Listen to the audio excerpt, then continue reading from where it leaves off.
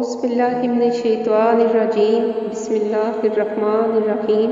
شروع کرتی ہوں اللہ کے نام سے جو بڑا مہربان اور نہایت رحم کرنے والا ہے۔ سلامتی اسی میں ہے کہ غیر ضروری بات نہ کی جائے۔ جب تک مچھلی کا منہ بند رہتا ہے وہ کانٹے کی گرفت میں نہیں آتی۔ جو بارش میں 7 رنگ کی دنک دکھا سکتا ہے، دکھ و سکھ میں بدلنا اس کے لیے کیا مشکل۔ لوگوں کے عیبوں سے اس طرح غافل ہو جاؤ جیسے سوتے وقت تم دنیا سے غافل ہو جاتے ہو۔ حضرت علی رضی اللہ عنہ۔ لوگوں سے ڈرنا چھوڑ دو، عزت اللہ دیتا ہے، لوگ نہیں۔ جب ساری دنیا منہ پھیر لیتی ہے تو اس وقت بھی اللہ تعالیٰ آپ کے ساتھ ہوتا ہے۔ دنیا میں 2 چیزیں کبھی نہیں بکتی، ایک دوستی اور دوسرا پیار، اگر سچا ہو تو۔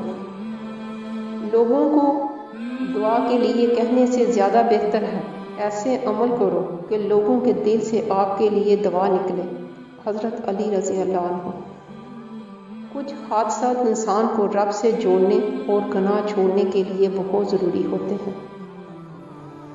اللہ کے ولی کی صحبت کے چند لمحے 100 سال کی بے راہ عبادت سے بھی بہتر ہیں۔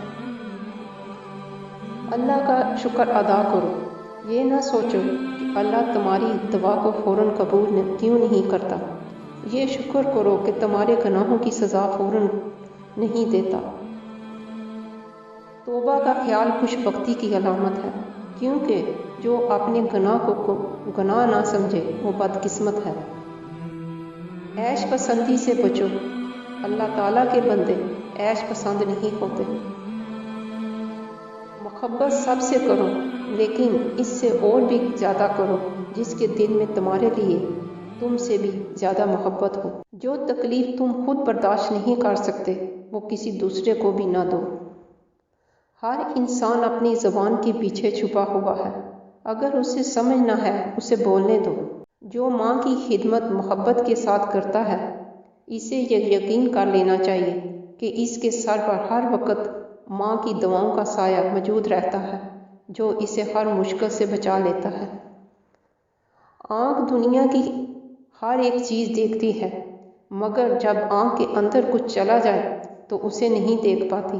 بالکل اسی طرح انسان دوسروں کے عیب تو دیکھتا ہے پر اپنے عیب اسے نظر نہیں آتے۔ چھوٹے چھوٹے شکووں سے بڑے بڑے رشتے کمزور ہو جاتے ہیں۔ جب وضو کرنا مشکل لگ رہا ہو تو یہ سوچا کرے گناہ دھونے جا رہا ہوں۔ فرمان مصطفیٰ صلی اللہ علیہ وسلم ہے، اگر تم اپنے دل کو نرم کرنا چاہتے ہو تو مسکینوں کو کھانا کھلاؤ اور یتیموں کے سروں پر شفقت سے ہاتھ پھیرو۔ بے شک دوست ایک ہو مگر ایسا ہو جو الفاظ سے زیادہ خاموشی کو سمجھے۔